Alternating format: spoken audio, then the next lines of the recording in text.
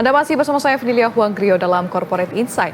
Pemirsa, liberalisasi pasar penerbangan melalui skema ASEAN Open Sky membuka peluang dan tantangan bagi maskapai Indonesia. Di mana saat ini maskapai asing telah dapat memasuki pasar domestik dengan lebih mudah, serta menawarkan layanan berkualitas tinggi dengan harga kompetitif.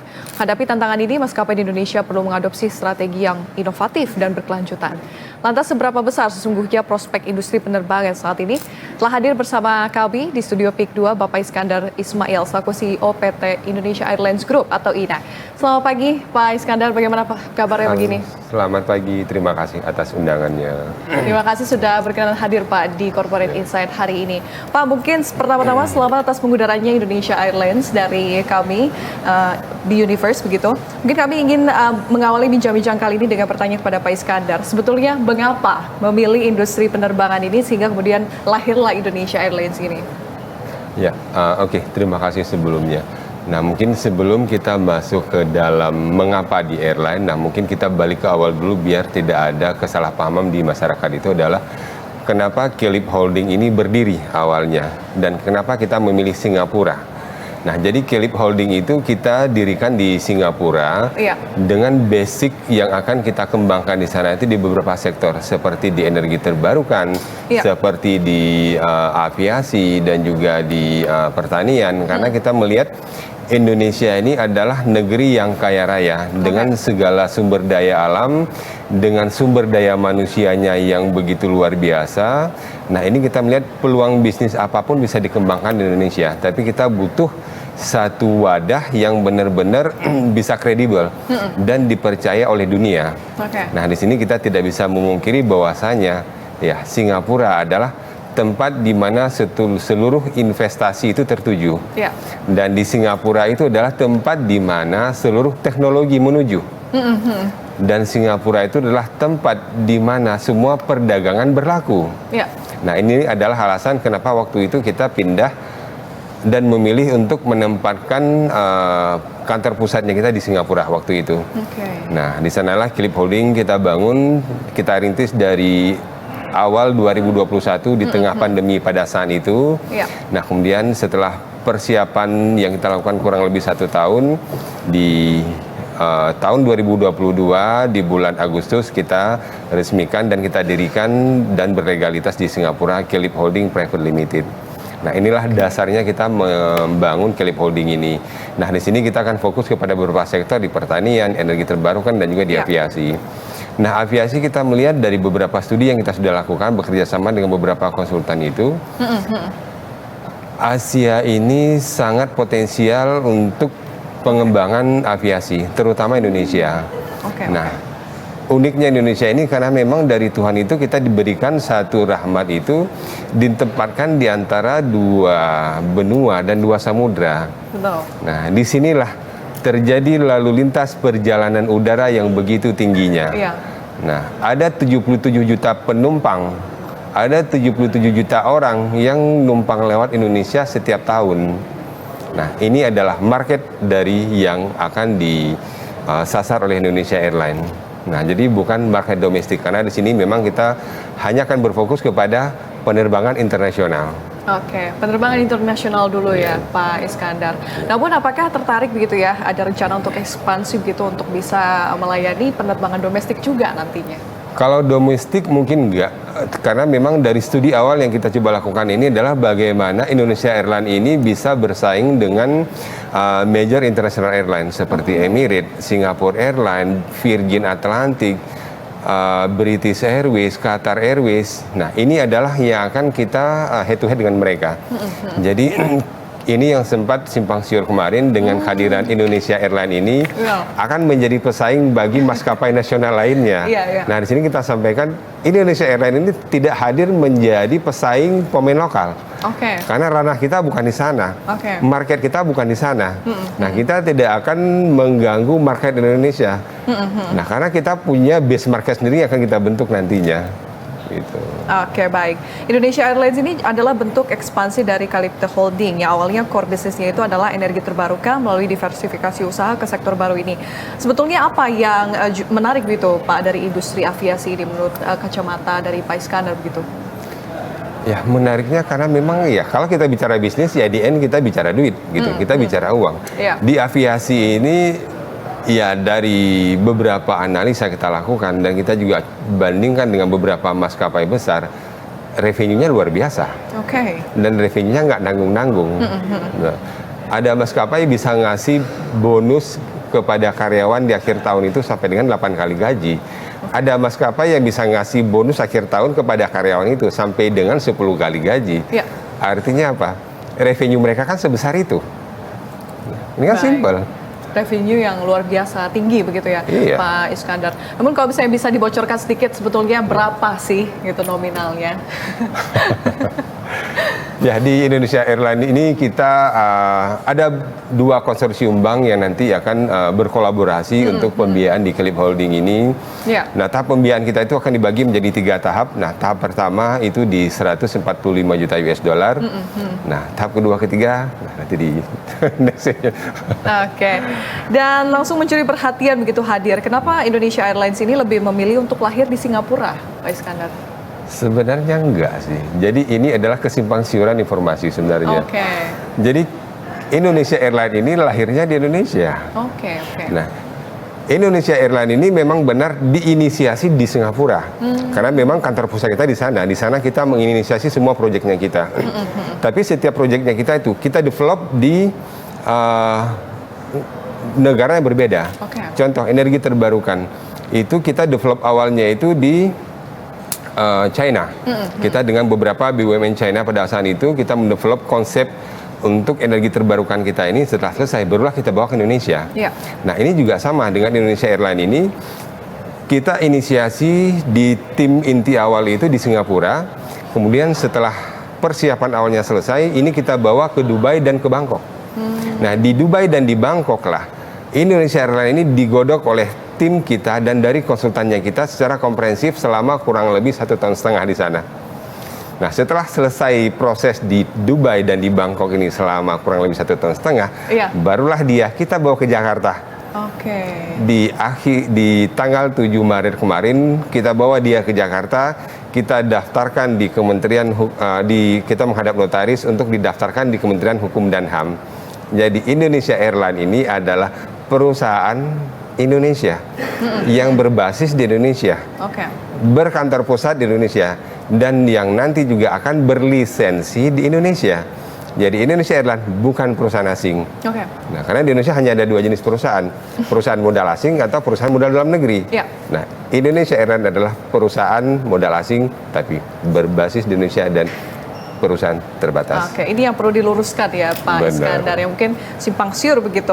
Jadi ini memang untuk Indonesia Airlines ini adalah perusahaan Indonesia yang lahir di Indonesia namun didevelop gitu ya di Singapura, di luar negeri. Mengapa Pak memilih untuk mendevelop daripada perusahaan ini di luar Indonesia Pak? Mungkin dari sisi sumber daya atau dari sisi manusianya seperti apa Pak Iskandar? Gini, karena di Kelip Holding ini kita tidak mengerjakan pekerjaan kecil-kecil. Kita tidak mendevelop perusahaan bisnis kecil-kecilan. Sebagai contoh, energi terbarukan yang sedang kita kerjakan ini, alhamdulillah kita seluruh proses studi kelayakannya sudah selesai dan sekarang kita sedang proses pembebasan lahan. Iya. Proyek di energi terbarukan ini kita bangun 2.500 megawatt. Ini luar biasa besarnya. Kalau kita lakukan ini di Indonesia, bukan bermaksud untuk tidak percaya dengan kapasitas dan kapabilitas tenaga ahli Indonesia, Ya. tapi pada saat kita melakukan sesuatu yang besar, Ya. kita tanda kutip butuh sentuhan dunia di sini. Betul. Nah, ini juga yang kita lakukan di airline-nya kita. Ya. Karena kita akan berkompetisi dengan maskapai dunia, kita juga butuh sentuhan dunia di sini. Oke. Maka kita bawa ke Dubai pada saat itu. Karena di sanalah berkumpul seluruh aviasi terbaik dunia saat ini. Oke, luar biasa sekali. Namun kita lihat juga sebagai putra Aceh, sebetulnya apa yang membuat Pak Iskandar memilih nama Indonesia Airlines begitu dan juga diikuti dengan pemilihan kode maskapai INA. Mungkin bisa diceritakan Pak Iskandar awalnya seperti apa? Nah, sebenarnya Indonesia Airlines ini adalah nama memang dari awal kita simpan dan kita tidak publikasikan di awal. Di awal Oke. kita muncul dengan beberapa nama samaran di awalnya seperti Kelip Airlines, seperti Royal Jumpa Airlines. Tapi yang sudah kita tentukan di awal itu adalah Indonesia Airlines dan ini harus menjadi Indonesia Airlines. Oke. Nah, karena dari hasil studinya kita itu, Indonesia ini adalah sangat beragam. Betul. Dengan segala kemajemukan. Dan ini juga bisa dilihat dari logo yang ada di Indonesia Airlines ini. Nah, logo ini nanti akan kita sampaikan pada saat soft launchingnya kita, insya Allah. Jika tidak ada halangan di akhir Mei, kita akan soft launching. Di sana kita akan sampaikan secara menyeluruh konsep Indonesia Airlines ini seperti apa. Nah, di sana juga kita akan sampaikan apa sih arti dari logo kita ini. Dan logo kita ini adalah Indonesia banget. Dari Sabang sampai Merauke, mereka tahu benda ini, mereka pakai benda ini, dan mereka suka benda ini. Ini Indonesia sekali. Nah, jadi Indonesia Airlines meskipun didevelop oleh orang-orang asing, timnya kita ini orang asing, tapi mereka datang untuk membawa sesuatu untuk Indonesia, menjadi Indonesia. Oke, berarti ini baru mau soft launching untuk logonya sendiri akhir Mei ini ya Pak Iskandar? Ya, jadi soft launching kita itu untuk keseluruhan. Jadi untuk bagaimana roadmap-nya akan kita paparkan di sana. Bagaimana untuk rencana rutenya akan kita paparkan di sana. Bagaimana untuk persiapannya kita juga akan kita sampaikan semuanya nanti di sana secara terperinci. Dan kita akan undang semuanya untuk hadir di sana. Oke, baik. Dan mungkin penegasan lagi ya Pak Iskandar terkait dengan yang awalnya mengira bahwa Indonesia Airlines ini maskapai yang mungkin dari Singapura begitu ya, namun ternyata memang perusahaan Indonesia yang juga lahir di Indonesia begitu ya. Mungkin penegasan lagi bisa dielaborasikan sebetulnya basisnya di Indonesia Airlines ini memang cuma hanya di Bandara Soekarno-Hatta saja atau juga ada di Changi, Pak Iskandar? Base Indonesia Airlines itu adalah di Bandara Soekarno-Hatta dan hanya di Bandara Soekarno-Hatta. Hub-nya kita akan buka beberapa bandara, ada di Indonesia, ada di Asia, dan ada di Timur Tengah juga nantinya. Baik, di Indonesia, Asia, dan juga Timur Tengah ya. Dan juga satu yang juga banyak orang penasaran gitu ya, ini apakah Indonesia Airlines ini commercial flight saja atau juga melayani open for private charter gitu? Di awal kita adalah penerbangan berjadwal. Nah, tapi di perjalanan kita juga akan membuka untuk charter flight. Nah, karena memang charter flight ini marketnya juga ternyata besar sekali. Nah, ini yang memang kalau saya boleh kasih bocoran sedikit, banyak orang Indonesia ataupun beberapa maskapai Indonesia ini tidak aware kepada market di sana. Nah, kalau mereka mau coba aware kepada market itu besar sekali. Sebagai contoh, orang sering memandang rendah kepada tenaga kerja Indonesia di luar negeri. Kalau saya boleh jujur cerita, mereka dari negara tempat mereka, terkadang mereka pulang ke Indonesia, mereka charter pesawat. Dan charternya itu nggak nanggung-nanggung, kadang mereka charternya itu Singapore Airlines, Cathay Pacific. Dalam satu kelompok gitu, Satu kelompok, mereka satu grup sekali pulang sewa pesawat. Yang notabene kita tahu sebelumnya mungkin ya berapa sih gaji tenaga kerja Indonesia. Padahal mereka duitnya banyak sekali. Mereka pulang charter pesawat, nggak beli tiket murah-murah. Gitu. Nah, ini salah satu market besar. Kalau Indonesia buka mata ke sana, ini luar biasa. Tapi contoh hal kecil seperti ini yang menikmati maskapai asing, tidak maskapai Indonesia. Nah, ini juga sama kita lihat di bisnis aviasi Indonesia ini. Ada banyak market kita itu yang dinikmati oleh maskapai asing. Bandara Indonesia dinikmati oleh maskapai asing. Makanya pada hari ini Bandara Indonesia tidak bisa make money. Saya tidak bilang tidak tahu cara make money, tapi pengelolaan bandara kita itu ya masih belum maksimal pada hari ini. Nah, sebagai contoh, kita boleh bandingkan jumlah penumpang di Soekarno-Hatta dengan jumlah penumpang di Bandara Changi. Penumpang Soekarno-Hatta jauh lebih banyak. Tapi revenue Changi Airport jauh lebih tinggi. Apapun ceritanya, dan kita bicara duit. Gitu kan. Baik. Pak Iskandar, menarik sekali, tapi kita harus jeda terlebih dahulu. Ya, pemirsa, Corporate Insight masih akan kembali usai jeda. Tetaplah bersama kami.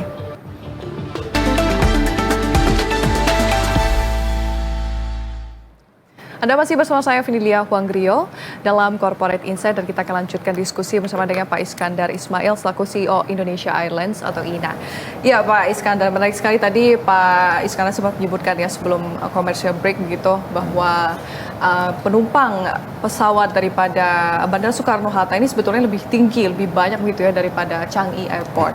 Namun revenue-nya ini justru Soekarno-Hatta lebih di bawah daripada Changi. Mengapa hal tersebut bisa terjadi, Pak Iskandar? Ya, karena secara konsep yang harusnya dilakukan Indonesia tapi tidak dilakukan pada hari ini. Konsep Bandara Indonesia itu adalah origin airport dan end destination airport. Di mana konsep ini membuat orang itu hanya datang ke bandara untuk berangkat dan landing pulang. Orang tidak stay di bandara. Beda dengan konsep hub airport. Changi Airport, Dubai Airport, Doha Airport, ini adalah 3 hub airport terbesar di dunia. Sebagai contoh, Anda beli tiket Singapore Airlines dari Jakarta mau ke Paris, otomatis Anda akan transit di Singapura. Minimal transit di sana itu bisa 5 jam, bisa 8 jam. Atau Anda beli tiket Emirates dari Jakarta mau ke Milan, otomatis Anda akan transit di Dubai. Atau Anda beli Qatar Airways, Anda akan transit di Doha. Di Doha luar biasa, Anda ditransitkan bisa sampai dengan 10 jam, 12 jam. Apa tujuan mereka? Simple. Pada saat Anda transit 3 jam, 5 jam, sekurang-kurangnya Anda sudah beli segelas kopi. Betul.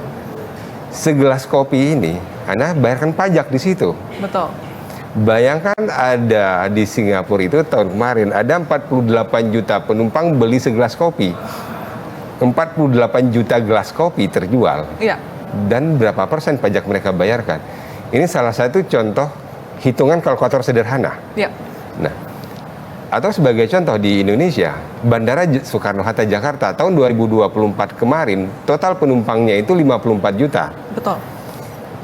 Semini-mini mungkin satu orang akan spend money 100.000 rupiah untuk beli secangkir kopi dan sepiring nasi.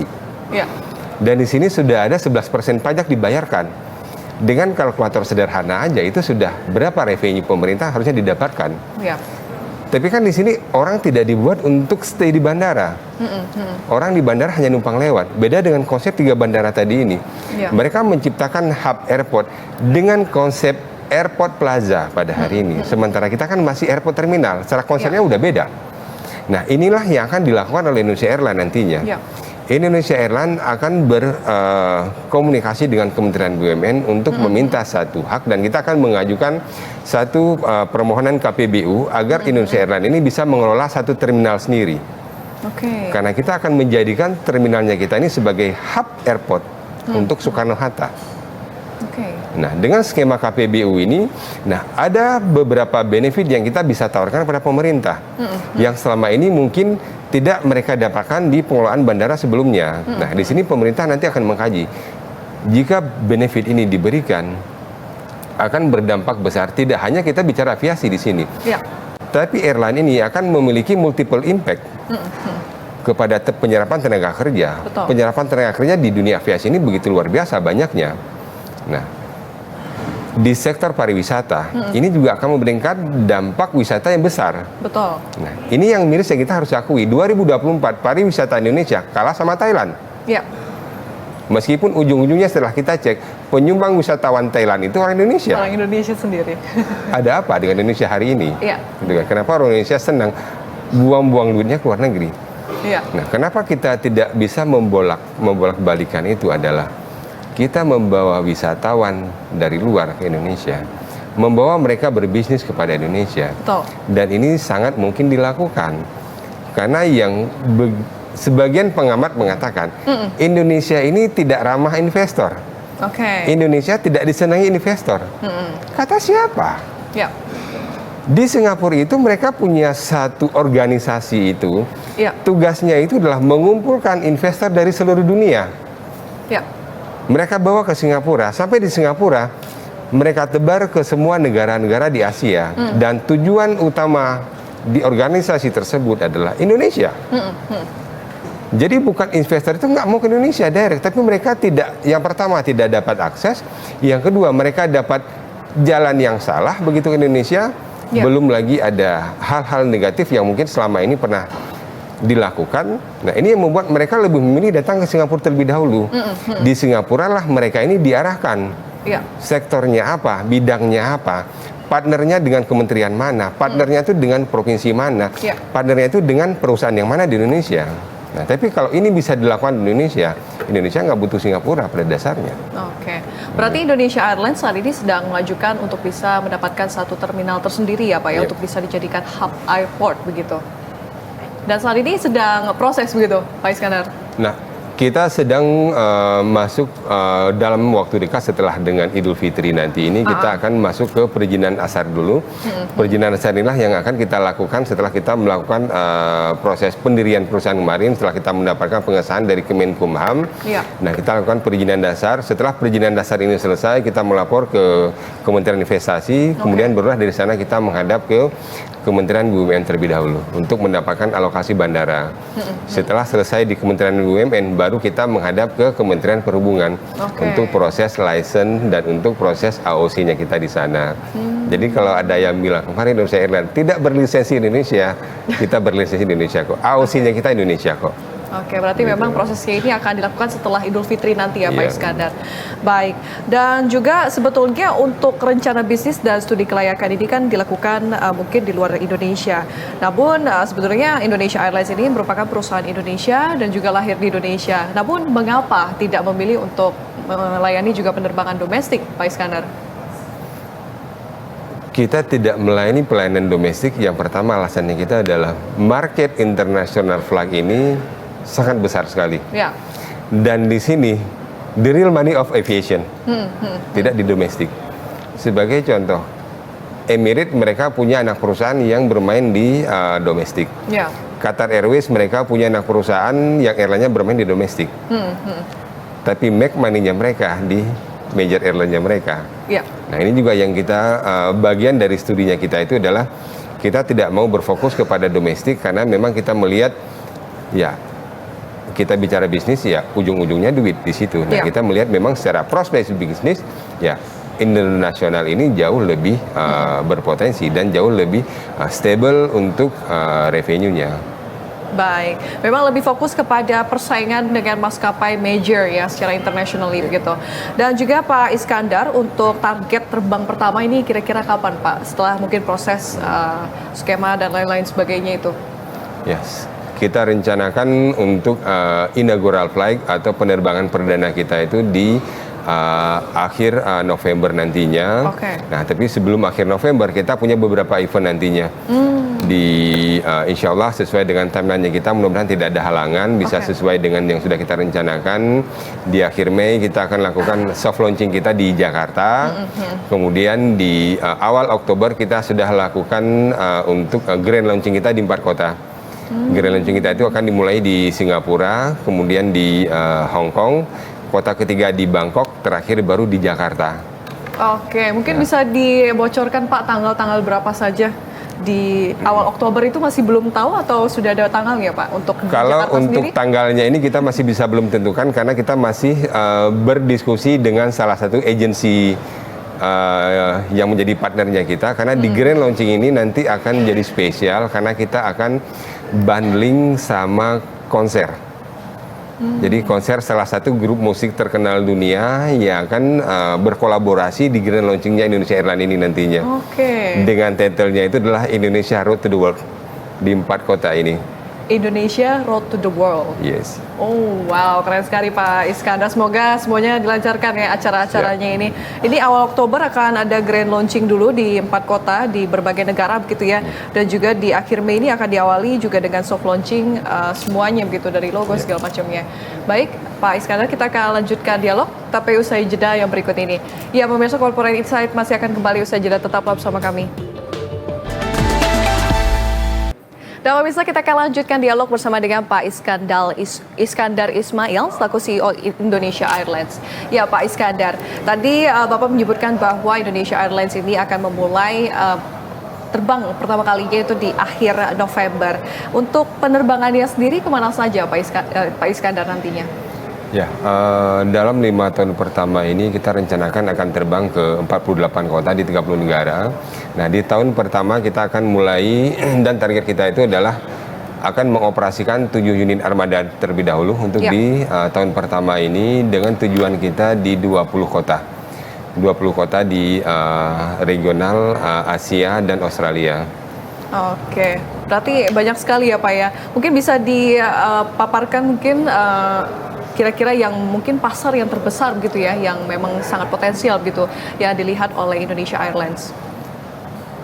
Salah satu pasar potensial yang kita coba kaji itu adalah Jepang, Korea, dan Australia. Ini adalah negara-negara yang memiliki destinasi tinggi dan dengan jumlah penumpang yang tinggi pada dasarnya.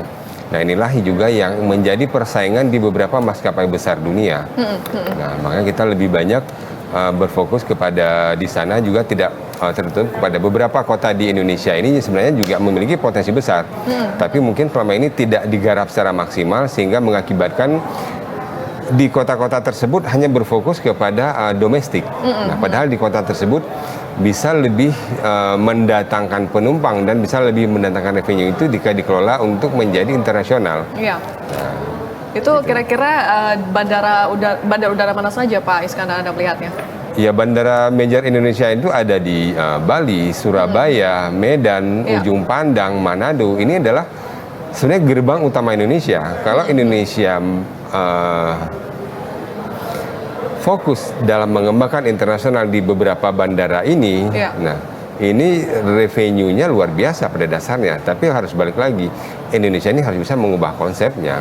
Nah, kalau Indonesia tidak mengubah konsepnya, tidak mengubah tata kelolanya, tidak mengubah cara manajemennya, dan tidak diawali dengan studi yang benar, ya EDN ya semua adalah zero.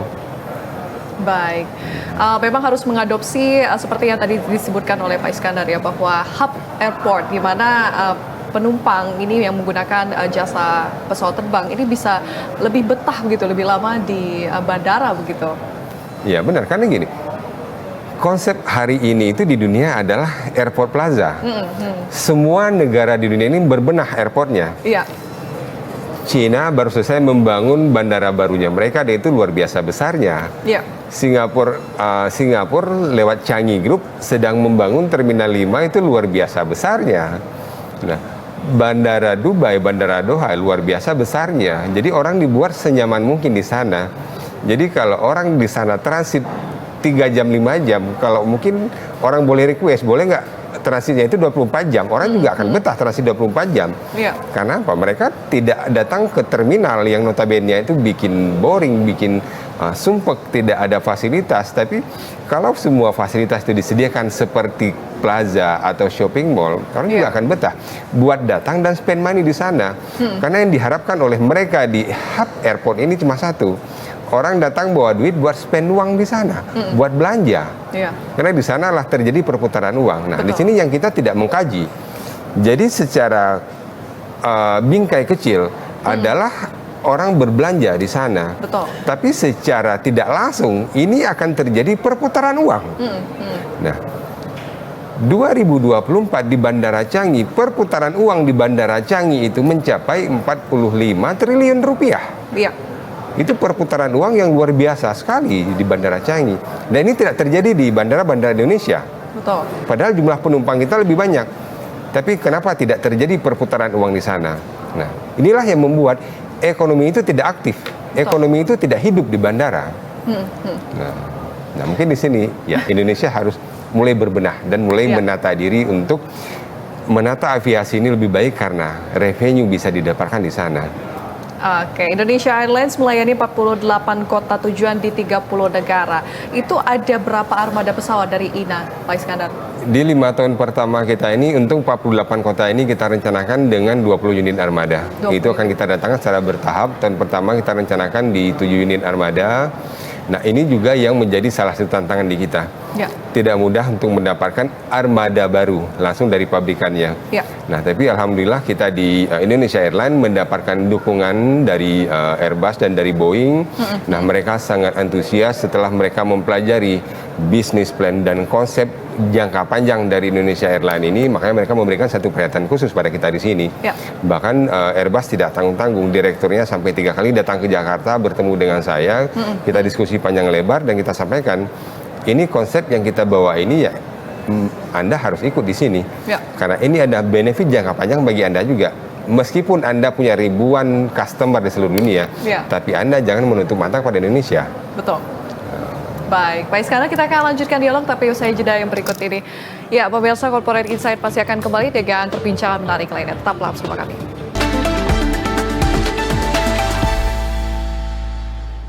Anda masih bersama kami di Corporate Insight dan bersama saya Fidelia Huanggrio dan kita akan lanjutkan dialog bersama dengan Pak Iskandar Ismail selaku CEO Indonesia Airlines. Pak Iskandar, tadi sudah disebutkan bahwa salah satu yang menjadi tantangan di bisnis aviasi ini adalah tidak mudah mendapatkan armada baru. Namun juga ternyata bisa dibantu oleh Airbus dan juga Boeing gitu ya untuk penambahan ini. Namun untuk tantangan lainnya yang dirasakan oleh INA sendiri apa sih Pak Iskandar selain itu? Ya, tantangan yang berikutnya adalah pada masa operasional nantinya. Nah, tantangan terbesar di dunia aviasi di Indonesia khususnya saat ini adalah kesulitan untuk mendapatkan spare part dari pesawat. Oke. Nah, ini juga yang menjadi tantangan dan seharusnya pemerintah di sini bisa lebih memberikan andilnya. Karena sulit bagi maskapai di Indonesia ini untuk mendapatkan akses langsung pada spare part. Di luar dari isu mafia spare part, di luar dari kelangkaan spare part. Nah, ini kalau kita ngelihat ada satu peluang pemerintah Indonesia itu bisa hadir. Ya. Nah, sebagai contoh adalah tidak ada spare part pesawat itu yang memiliki TKDN. Ya. Padahal banyak pesawat itu baik Boeing, Airbus ataupun dari pabrikan lain itu yang ada di Indonesia. Ya. Nah, saya rasa ke depan pemerintah Indonesia itu sudah harus mulai membuka mata untuk menerapkan TKDN Ya. kepada spare part pesawat. Karena ini mungkin dilakukan. Karena spare part pesawat itu tidak diproduksi oleh pabrikannya langsung. Ini mereka diproduksi oleh pihak ketiga. Ya. Nah, maskapai Indonesia sulit untuk mendapatkan spare part. Pemerintah harusnya hadir di sini. Betul. Memberikan kewajiban TKDN sehingga memaksa mereka produsen spare part untuk membuka pabriknya di Indonesia. Baik. Dan ini akan membuka industri baru bagi Indonesia, menyerap tenaga kerja bagi Indonesia dan memudahkan aviasi Indonesia. Ya. Dengan spare part yang berproduksi di Indonesia, dengan memiliki TKDN, otomatis harganya akan lebih murah. Otomatis akan bisa menekan biaya produksi Ya. dari maskapai. Otomatis bisa menjawab kenapa hari ini harga tiket mahal. Ya. Karena biaya produksi di Indonesia itu mahal Baik. untuk penerbangan. Baik. Ini memang kehadiran dari pemerintah ini juga sangat dibutuhkan untuk bisa mendukung industri aviasi Indonesia supaya bisa lebih maju nantinya Pak Iskandar. Dan mungkin kita beralih ke strategi dan juga inovasi daripada INA Indonesia Airlines yang menjadi senjata begitu ya untuk bisa bersaing di tingkat global Pak Iskandar. Seperti apa? Di Indonesia Airlines ini kita punya konsep end-to-end service. Nah, end-to-end service ini dulu pernah berjaya di era 60-an, 70-an. Ya. Sebagai contoh pada saat itu ada Channel Airways dari Inggris. Ya. Nah, beberapa waktu yang lalu saya berdiskusi dengan beliau itu selama kurang lebih 6 bulan saya diskusi intens dengan beliau sebelum kita memutuskan di awalnya bahwa konsep yang kita pilih ini adalah premium airline. Nah, karena kita melihat memang pada hari ini ada kejenuhan masyarakat dunia itu terhadap low cost carrier. Ya. Nah, ditambah era pada hari ini, maaf cakap kalau saya boleh bilang, manusia pada hari ini itu belagu. Senangnya itu dilayani. Senang itu diperlakukan seperti raja. Ya. Nah, ada orang kaya pengen dirajai, ada orang baru kaya, dan orang yang pura-pura kaya. Jadi ada ketiga karakteristik manusia ini yang senangnya dilayani. Iya. Senangnya diperlakukan seperti raja. Nah, di sini kita melihat, oh, kebutuhan marketnya seperti ini. Nah, ayo kita penuhi kebutuhannya mereka. Mereka butuh dilayani. Karena tidak banyak maskapai itu yang memperhatikan penumpang. Betul. Nah, ini yang saya tangkap dari salah satu statement dari mantan direktur Garuda Indonesia kemarin. Pak Irfan mengatakan di salah satu podcastnya beliau, maskapai itu tidak memperhatikan penumpang. Ya. Nah, ayo di sini kita hadir, kita memperhatikan penumpang. Simpel. Baik, Pak Iskandar, terima kasih banyak atas waktu dan juga insight-nya di Corporate Insight kali ini. Sangat luar biasa, kita tercerahkan begitu ya dengan industri aviasi Indonesia seperti apa. Kita harapkan juga semakin maju ke depannya dan bisa bersaing di kancah internasional. Terima kasih Pak Iskandar, selamat dan Terima sukses kasih. selalu.